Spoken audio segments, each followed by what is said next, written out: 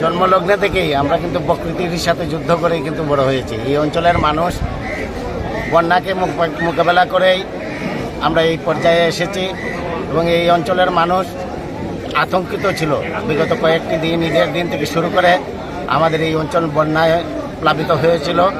আমরা কিন্তু আরও বড় ধরনের সংখ্যায় ছিলাম। সেই সংখ্যা থেকে গত দুই এক দিনের পানি নিষ্কাশনের কারণে সেই সংখ্যা থেকে আমরা মুক্ত হয়েছি। ইতিমধ্যেই যা ক্ষতি হবার তো হয়ে গেছে। আমরা সরকারিভাবে আমাদের জননেত্রী শেখ হাসিনার নেতৃত্বে আমাদের ত্রাণ দুর্যোগ মন্ত্রণালয়ের মাননীয় মন্ত্রী মহোদয় আমাদের সিলেট বিভাগের সমস্ত জায়গা তিনি পরিদর্শন করেছেন। আমাদের সুনামগঞ্জেও এসেছেন। পানি সম্পদ মন্ত্রীও ইতিমধ্যে এসে ঘুরে গিয়েছেন। আমাদের জননেত্রী শেখ হাসিনার নেতৃত্বে যে সরকার পরিচালিত হচ্ছে, এই সরকার কিন্তু হাওড়ের মানুষের পাশে সবসময় থাকে। যেই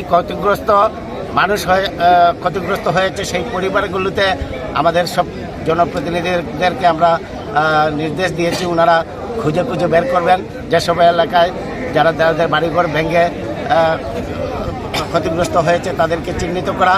এবং আমরা চেষ্টা করব ভবিষ্যতে যাতে এই যে সকল ঝুঁকিপূর্ণ গ্রাম রয়েছে সেই গ্রামগুলোকে আমাদের এলজিআরডি মিনিস্ট্রির মাধ্যমে যাতে সেই গ্রামগুলো দেওয়াল প্রোডাকশন দিয়ে এই গ্রামগুলোকে প্রতিরক্ষা বাদ দিয়ে গ্রামগুলোকে রক্ষা করা যায়, আমাদের এই অঞ্চলের হাওড়বাসী মানুষের কাজে লাগে, সেই ব্যাপারে আমরা চেষ্টা চালিয়ে যাচ্ছি।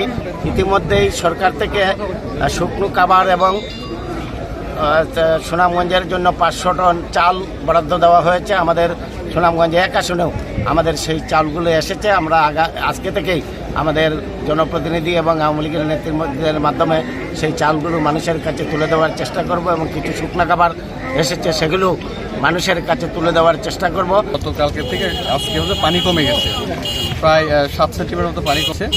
তো আমরা আশা করছি যে এভাবে চলতে থাকলে মানুষজন ভোগান্তি হবে না।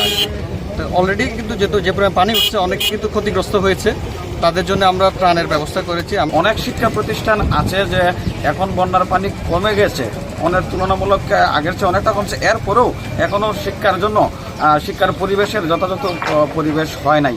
আমরা বন্যায় ক্ষতিগ্রস্ত হয়েছে এবং বাড়ি ঘর বাঁধিয়ে রাখতে পারছি না। এর জন্য আমরা দুঃখিত যে আমরা অনেক কিছু ক্ষতি হয়ে গেছে, মাটি সাটি যা আছে সব লয়ে গেছে, এরপর গরুর খাদ্য নিয়ে গেছে। এখন আমরা বড় সমস্যায় আছি। অনেক ক্ষতিগ্রস্ত বাড়ি ঘর দুয়ারে গরু বাছুর নিয়ে অনেক মানুষ কষ্টে আছে।